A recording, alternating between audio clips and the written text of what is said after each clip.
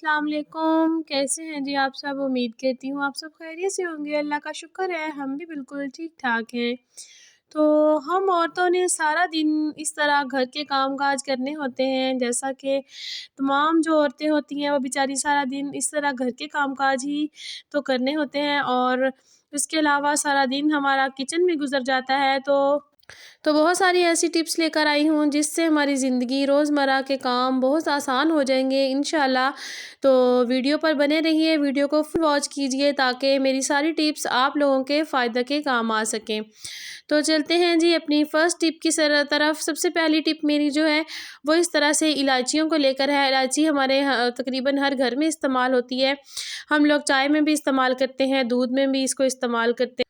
इसकी बहुत प्यारी सी खुशबू होती है और इसके दानों के साथ-साथ इसके जो छिलके होते हैं वो भी बहुत कारआमद होते हैं, बहुत ही इनके बेनिफिट्स होते हैं।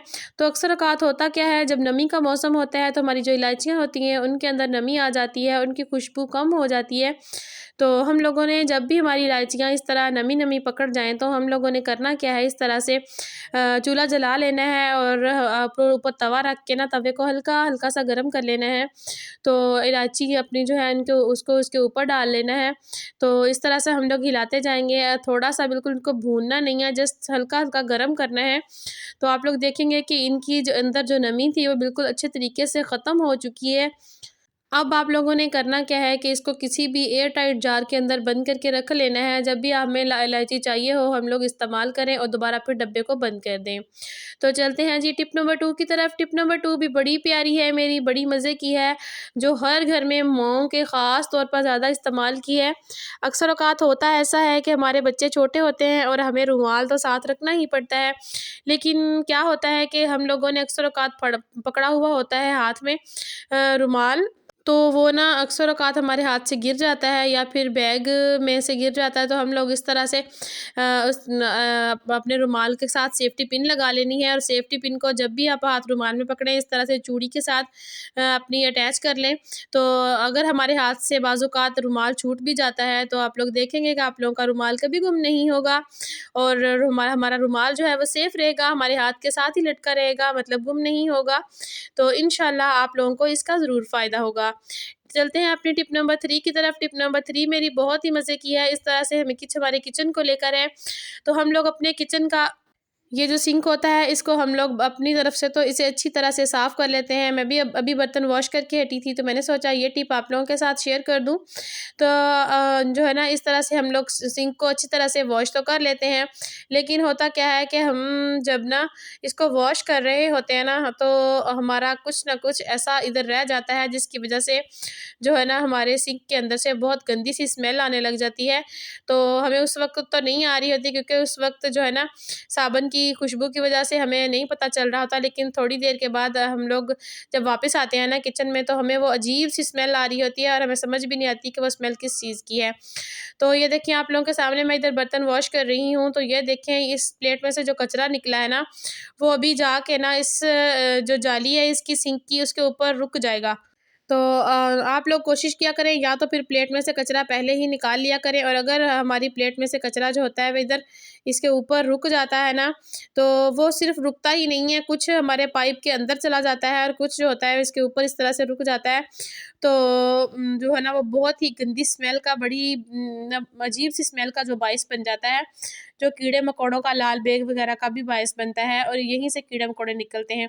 और हम लोग ऐसा करते हैं कि कोई भी इस तरह से कोई भी नोकदार चीज़ लेते हैं और उसे इस तरह से मार के ना हम लोग अपने सिंक की जो जाली होती है उसको साफ़ कर लेते हैं। लेकिन इससे हमें बहुत बड़ा नुकसान होता है कि वो जो कचरा होता है वो आगे जाके पाइप में फँस जाता है और हमारे घर में बदबू का बाइस बन जाता है। तो आप लोगों ने इस तरह से अपने सिंक को साफ़ करना है, जिस तरह से मैं आप लोगों को बता रही हूँ, इस तरह कोई भी इस तरह से नोक वाली कैंची ले लें और इसकी मदद से इस तरह से अच्छी तरह से अपना जो कचरा है ना उसको इस सिंक में से निकाल लें। ये देखिए कितना कचरा निकल रहा है, लेकिन ऊपर बिल्कुल भी नज़र नहीं आ रहा था। ये देखिए बहुत सारा इसके अंदर कचरा जमा हो गया था। तो अभी इसकी मदद से मैं बाहर निकाल लूँगी तो ये देखें इस तरह से कितना कचरा इसके अंदर से निकल रहा है। तो आप लोगों ने भी इसी तरह से बिल्कुल अपना सिंक को साफ़ करना है और यही हमारी मेन जगह होती है जहाँ से हम लोगों को ने सेहत भी पानी होती है और बीमारियों का बायस भी बन जाता है। तो ये देखें कचरा मैंने सारा निकाल दिया है इसमें से। अब मैं अपने जो है ना सिंक को अच्छी तरह से वॉश कर लूँगी।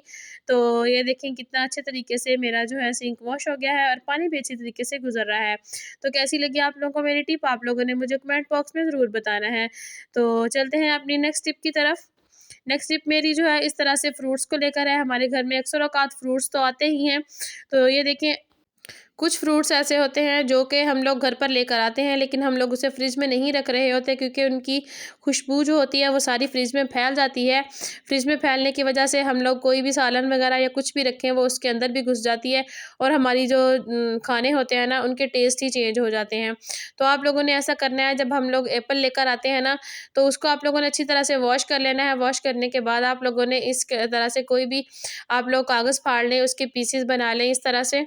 सबसे बेस्ट अगर आप लोगों के पास न्यूज़पेपर है तो आप लोग उसका इस्तेमाल करें, लेकिन मेरे पास वो नहीं था तो मैंने कागज़ का इस्तेमाल कर लिया है। वो कागज़ आप लोग इसके अंदर रख दें, तो इंशाअल्लाह ताला आप लोगों के जो फ्रूट्स होंगे ना वो कभी भी ख़राब नहीं होंगे, कभी भी जलेंगे नहीं, इनके अंदर कीड़ा नहीं लगेगा।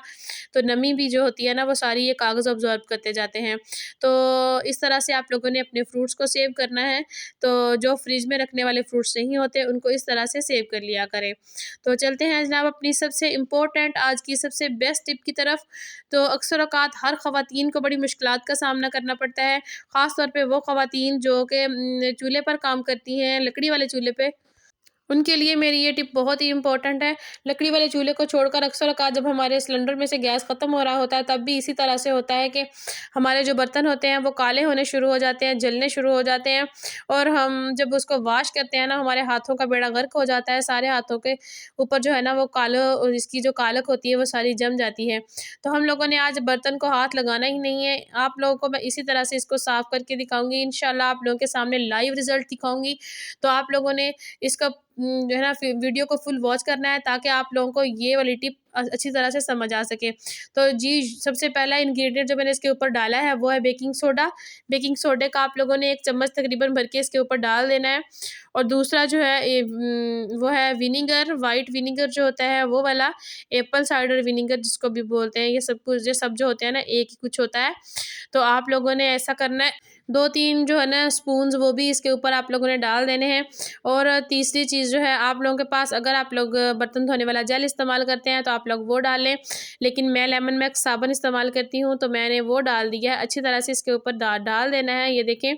और इसको अच्छी तरह से अपने जो है ना जिधर आप लोगों का देगचा है ब्लैक है ना, यहाँ से उसको उसके ऊपर जो है ना आप लोगों ने डाल देना है। अभी इसको हम लोगों ने 5 मिनट के लिए छोड़ देना है। तो ये देखें जनाब 5 मिनट हो चुके हैं हमारे देगचे को। 5 मिनट के बाद मैंने आप लोगों को ये दिखा रही हूँ। अभी मैं आप लोगों के सामने लाइव इसको साफ़ करके दिखाऊँगी, आप लोग गौर से देखिएगा। बिल्कुल कोई कटिंग-शटिंग मैंने वीडियो की नहीं की, बिल्कुल लाइव रिज़ल्ट आप लोगों के सामने दिखा रही हूँ। तो हम लोगों ने इस तरह की जो लोहे वाली हमें स्टील वाली जो होती है ना जाली, वो हमने बिल्कुल भी इस्तेमाल नहीं करनी, क्योंकि हमारे बर्तनों के ऊपर जो है ना बहुत अजीब-सी लाइनें पड़ जाती हैं और हमारे बर्तन जो न्यू होते हैं वो ख़राब हो जाते हैं। तो ये देखें यही मैंने इसकी स्पंज इस्तेमाल करना है। जो देखते जाएँ आप लोग, सारी जो कालक इसके ऊपर है वो सारी मतलब ना घुल चुकी है। तो ये देखें अभी स्क्रब मारने के साथ ही वो फ़ौरन से सारी उतर गई है। ये देखें हमें बिल्कुल भी ज़ोर लगाने की ज़रूरत नहीं है, इसको मांजने की ज़रूरत नहीं है, किसी मिट्टी की ज़रूरत नहीं है, किसी रेत की ज़रूरत नहीं है। तो अभी मैं आप लोगों को इसको बिल्कुल अच्छी तरह से वॉश करके दिखा देती हूँ। तो अब मैं सारे चारों साइड पे अच्छी तरह से ये जो मेरा है ना ये स्क्रबर है इसको मैं अच्छी तरह से इसके ऊपर फेर देती हूँ। बिल्कुल भी मैं ज़ोर से नहीं फेर रही, बिल्कुल हल्के हाथों से इसके ऊपर फेर रही हूँ। आप लोगों को सामने पता चल ही रहा होगा, ये देखें बिल्कुल मैंने मांजा नहीं है इसको। तो ये देखें कितने अच्छे तरीके से मेरा जो है ना देगचा वो साफ़ हो चुका है, मेरे हाथ भी काले नहीं हुए। हल्की-हल्की सी कालक लगी है, ये तो पानी के साथ ही उतर जाएगी। तो आप लोगों ने भी इसी तरह से अपने देगचों को वॉश करना है। हमारे बर्तन जो है ना पानी व अक्सर औक़ात सर्दियों में जो पानी गर्म करने वाले हमारे बर्तन होते हैं वो बहुत जल जाते हैं और हमें जब उनको साफ़ करना पड़ता है ना तो हमें बड़ी मुश्किलात का सामना करना पड़ता है। तो आप लोगों ने इसी तरह से अपने बर्तन वॉश करने हैं। और वीडियो अच्छी लगे तो आप लोगों ने मुझे कमेंट बॉक्स में ज़रूर बताना है। वीडियो पर जो नए हैं मेरे चैनल को सब्सक्राइब कर लें, मेरी वीडियो को है ना जो लाइक भी कर दिया करें। और एक छोटू-सा कमेंट ज़रूर छोड़ दिया करें, इससे हमारी हौसला अफ़ज़ाई होती है और वीडियो बनाने में एनर्जी आ जाती है।